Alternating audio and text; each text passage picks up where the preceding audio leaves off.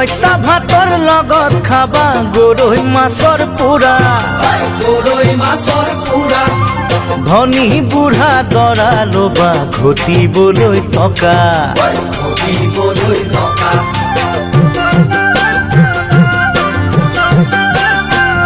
ওই পইতা ভাতৰ লগত খাবা গৰৈ মাছৰ পোৰা